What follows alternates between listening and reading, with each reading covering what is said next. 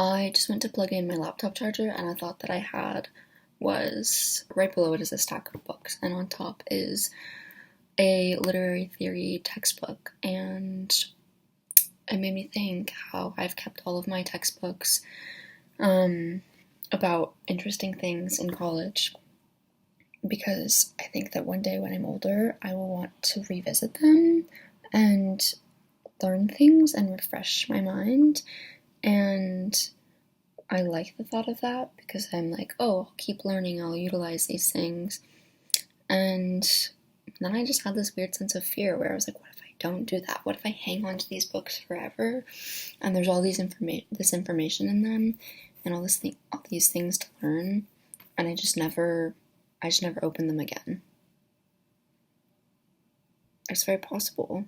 I don't know. I worry that outside of school I won't learn. And how fucked up is that? There's so much more to learning than what's in books. And there's a lot to learning of what is in books and not textbooks.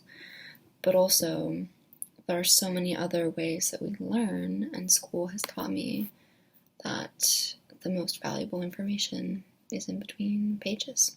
Because there's other ways that you learn from people, from animals, from plants, and being out in nature and seeing new things and going new places and having lots of conversations and capturing things and making art and reading narratives and articles, news. There's so much out there, and we'll never stop. Okay, y'all. It's the first day of senior year, and I'm already having a crisis about what I want to wear. Does it matter? No. Is it freaking me out? Yes. The skirt that I wanted to wear, I left at Williams because when we were leaving North Carolina, I didn't have enough space and I put it in a suitcase. And then I decided that that was the one thing that I wanted to wear on the first day. And so now I don't have it. But thankfully Maeve has the same skirt, it's just black and a little bit bigger. So this is, so far, flares out a little bit more than my other one, but you know, we make do. Okay, after trying 8,000 things, I think I'm literally just gonna wear this, which feels stupid that I tried on so many things just for this, but I'm just gonna wear these shorts, this tank top, and this little pinstripe shirt. And cheers! Cheers!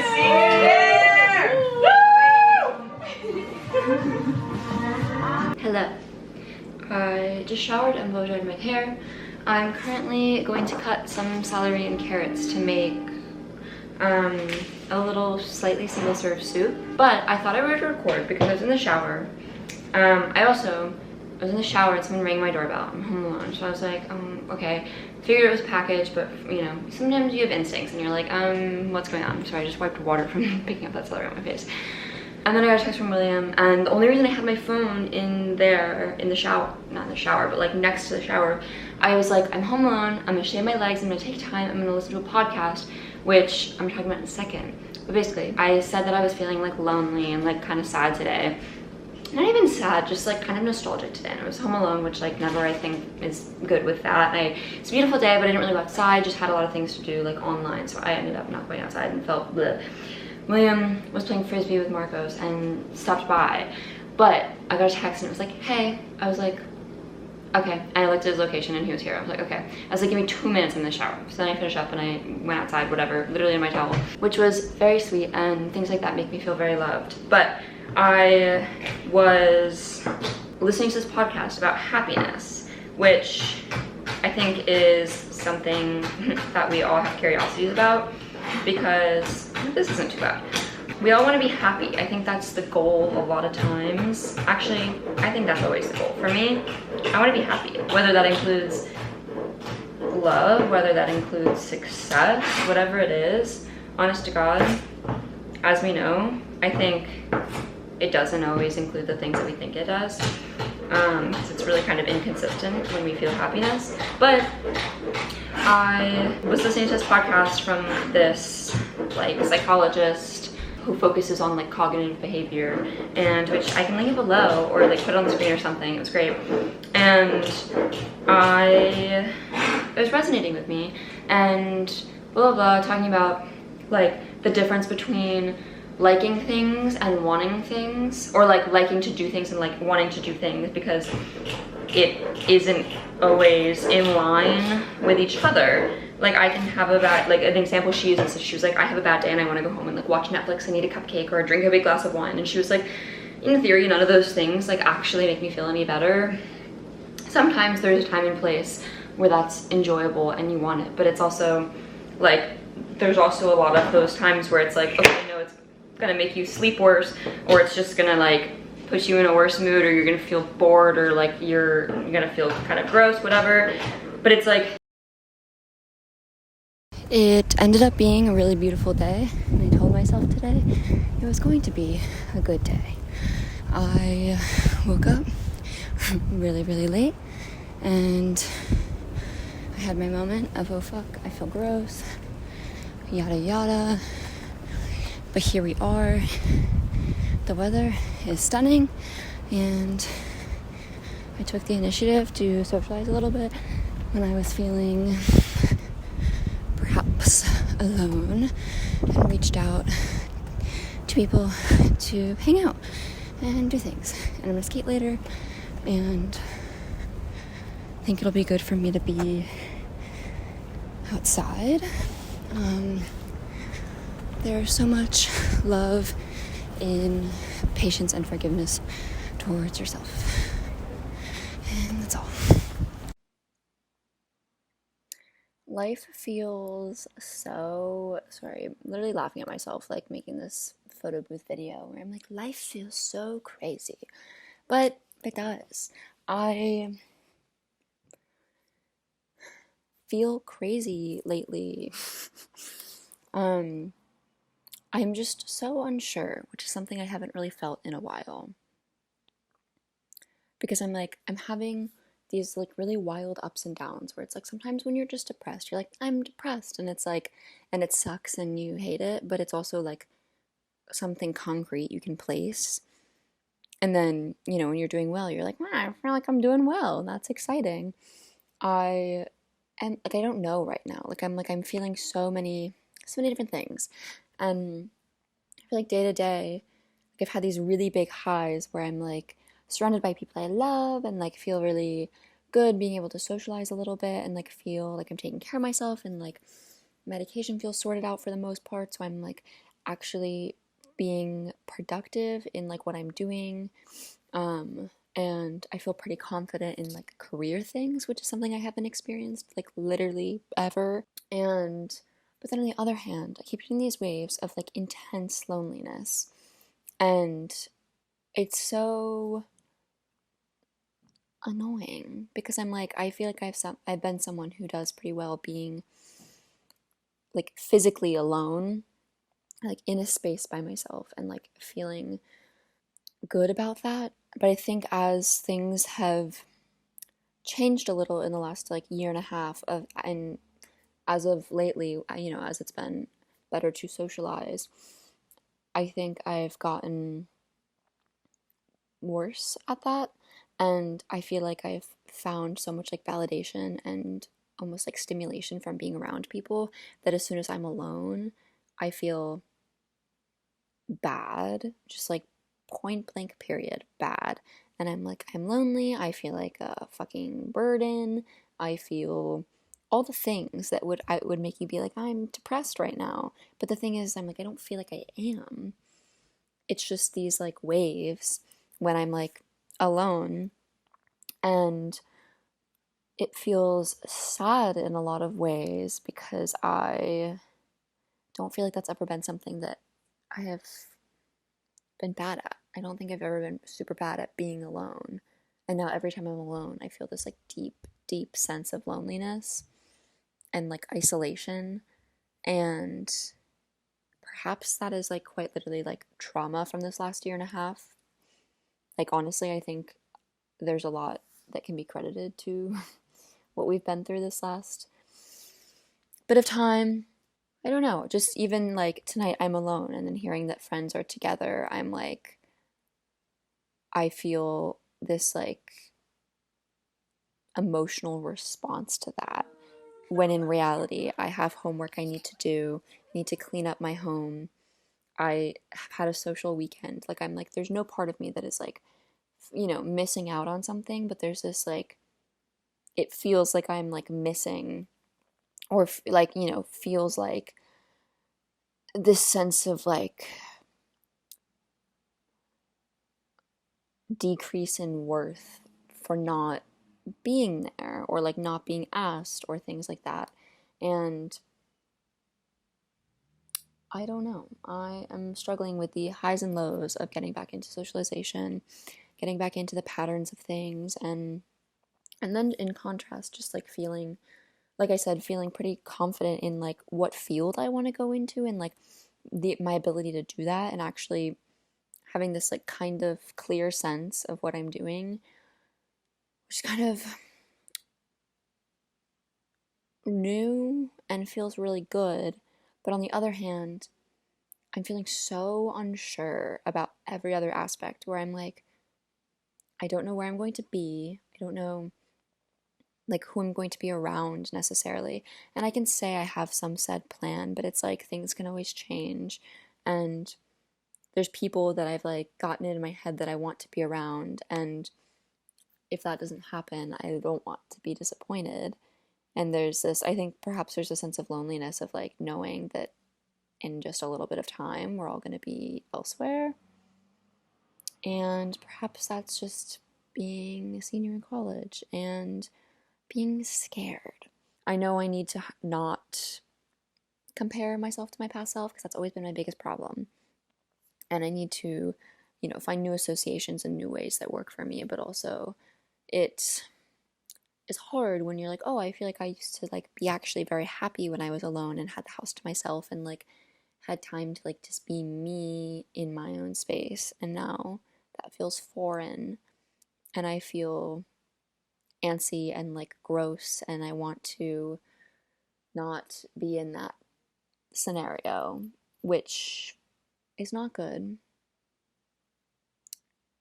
And trying to pinpoint like why those feelings are happening, what I can do to lean into it, as in like lean into being alone and make that like rebuild some of these positive associations of like other people can do things and I can understand that I need this time for me right now and feel very whole in that.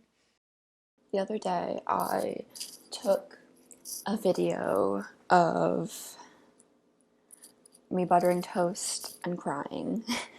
um, I don't know, I've talked a little bit about it on here, but I had COVID in January and I still don't have my taste and smell back. So it's been over 8 months and over 250 days. But the last month and a half, I've had what is called parosmia, which is essentially just like skewed taste and smell. I mean, I think it's all rooted in smell, but naturally like affects your taste just because they go hand in hand. I am struggling. It is hard. I can understand the logistics of it, where I'm like, so my brain lost basically like the nerves that register what things taste like and smell like were like essentially paralyzed through COVID. And so I'm having to, retrain them, which is why olfactory training has proven to be the one thing that's like kind of successful, which I've been doing, but it's a process. But really struggling more so than I thought I would. I am trying to be thankful for the fact that anything is happening at all, because that's better than like having no taste or smell, just in the sense of recovery. But it is so much more pleasant to not taste or smell anything. Like I so much rather would just be have none. But I can rationalize the fact that I am thankful that if this is what I walk away from COVID with, and if this is my experience, and like I am thankful for that in the sense that like I am alive and physically I am well. But nonetheless, I'm still going to validate the feelings that losing 2 of your senses, like, is really traumatizing in a way to your body, and really hard to cope with, especially when things are really skewed, and, you know, then you have things that you're like, I know I used to love this so much, and now this, like, actually smells like garbage, and I'm like, that is a weird feeling, and that has been really hard this last week. But I got a fortune. I got Chinese food the other night after having the day that I was crying about soup. I got Chinese food because lo mein has been tasting fine for some reason. And William handed me a fortune cookie, and I opened it, and it said, "You will learn soon, never fear," or "You will learn very quickly, never fear." And I was like, so I'm like choosing to make that mean something. That means my taste buds and my nerves in my brain are gonna learn soon. It's scary when it's like day to day and you're like, nothing has happened. And will I ever have my mom's meals again? Will I ever taste like a nice cup of coffee in the same way? You know, I don't know. And nobody honestly really knows too much, but those are just thoughts that I've been having.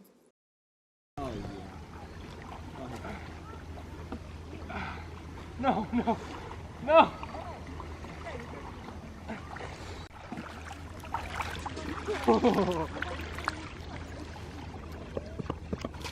I'm gonna die for it.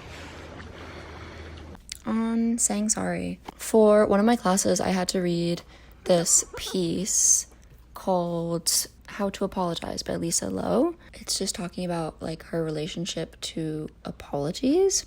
I don't know. I think it's also interesting where that happens, and obviously a lot of it becomes just like muscle memory. Like you just get used to saying sorry for certain things, and it's like a response rather than like I don't actually mean like, oh, I'm so sorry that I just like, you know, did, I don't know, whatever, but it's like an involuntary response a lot of times, but there's still an origin to where that comes from and why you feel that way. But it was interesting for her because she was like, I grew up in a family that didn't apologize a lot. She said that, I mean, she's an Asian American, and she was like, that's pretty typical in like Asian households to not apologize a ton. And she was like, because I never heard it, I struggle to say it in like, you know, more meaningful settings. I think it's interesting because I'm like, I don't think that I grew up in a household that said sorry all that much, but I think I've had the opposite reaction where instead of struggling to say it, I say it so willingly.